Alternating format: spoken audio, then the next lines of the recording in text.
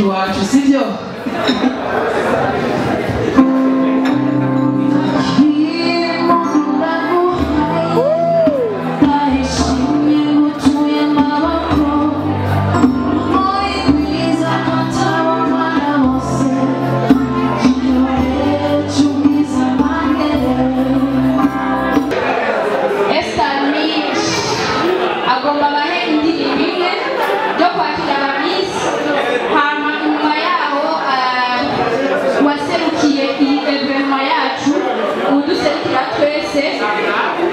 acavuga ijambo ryo kubakira ryo kubashimira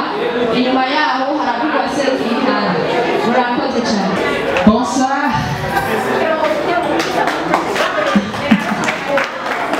Gitega ni sawa reka nsabe twikomera amashi siri kuko turaberewe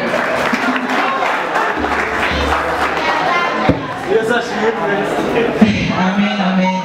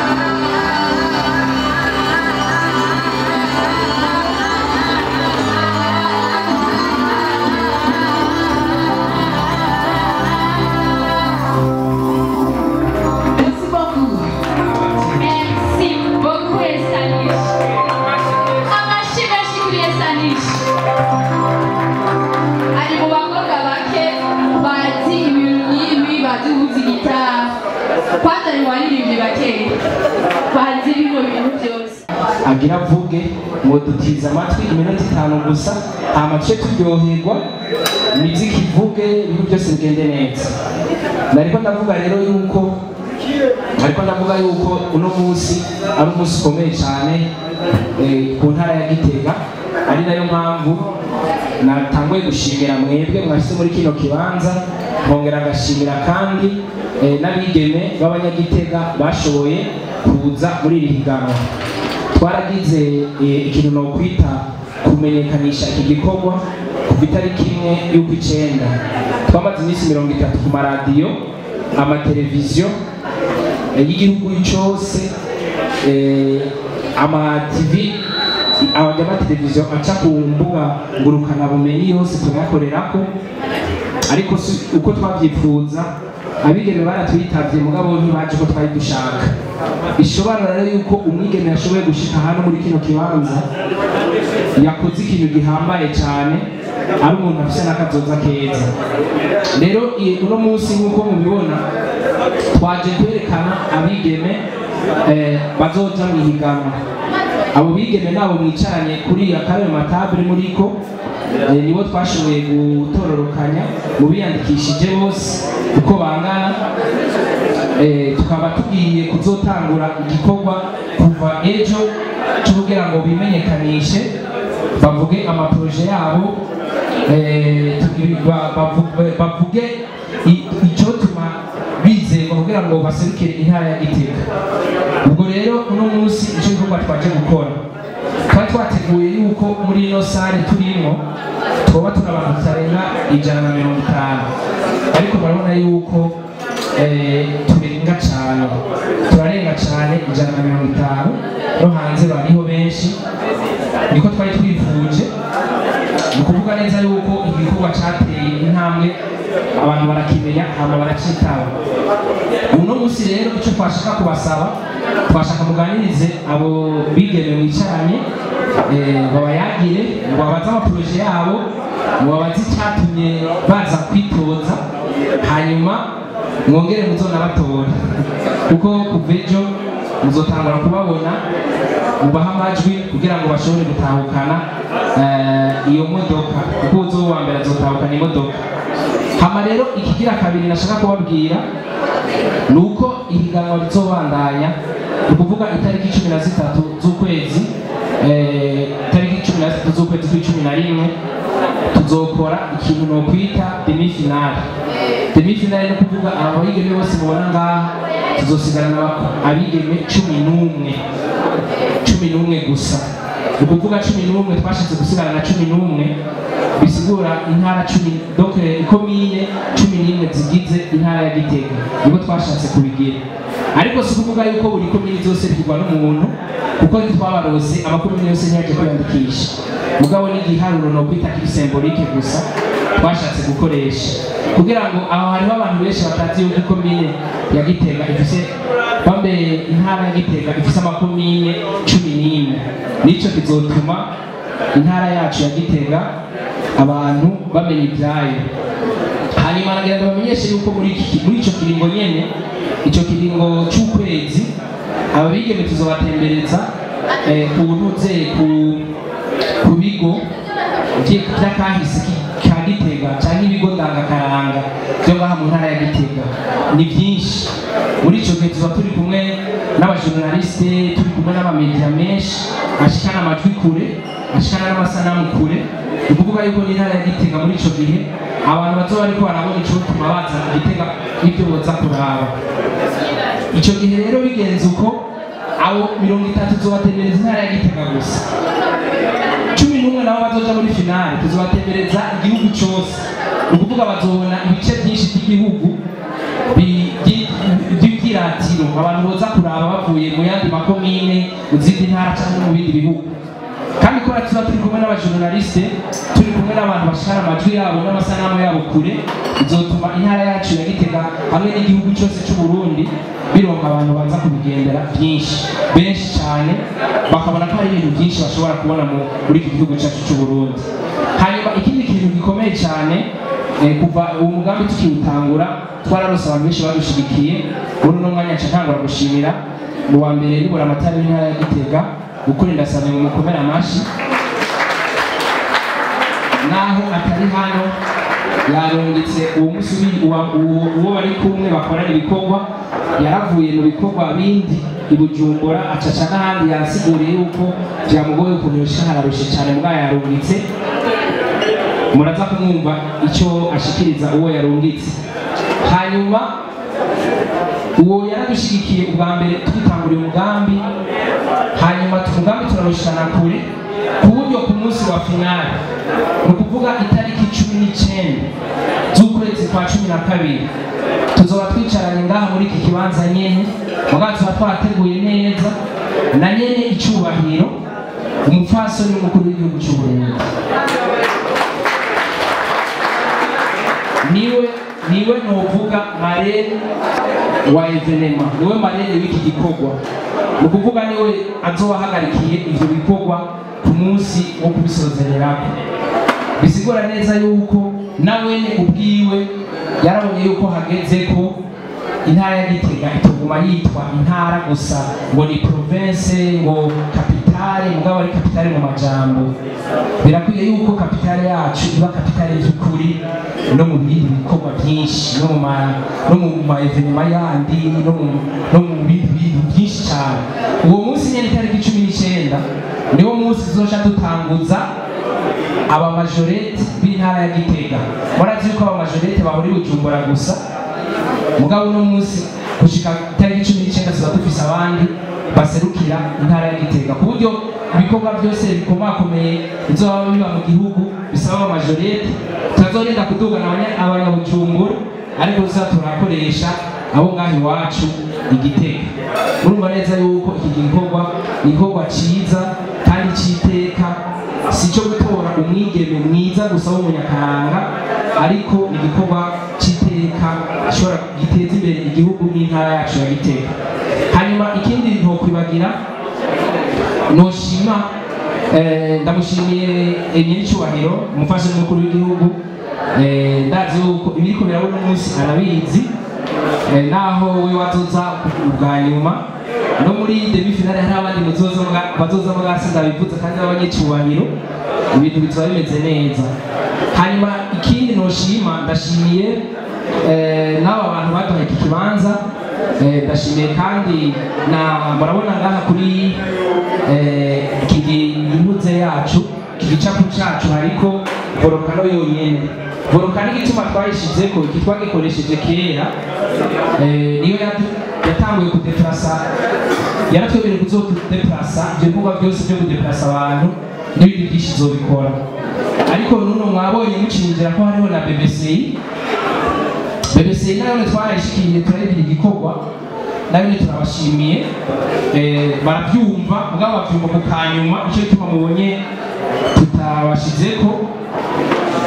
baravuga bati nico cyitwa gitoya gitangura tuzokizamo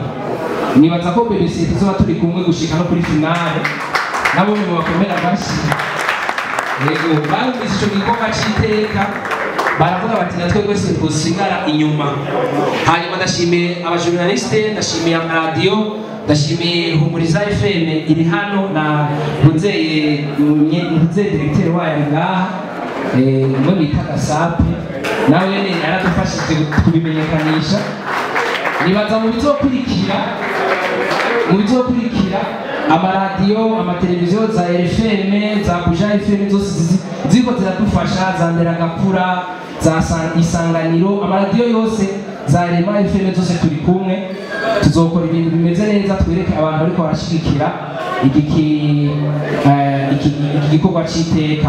aba bose exact bose murabona ngaha nabantu baza gukora kubwo gushaka kwabo tari kuvuga yuko tubahaye amafaranga kugira ngo gusa bateze igikorwa imbere nuko rero reka jena yifuje ko novuga hanyuma mpejeje userukiye intara akaca bashikiriza akajambo kiwe yarungikanywe n'utwara intara ibyo biheze tugaca twigira muri ambiance rero kandi ibindi bintu by'amajambo bisubira kutugora kiretse ubundi muntu mwaza gucamo ndaza kumubabwira murakoze Isaac TV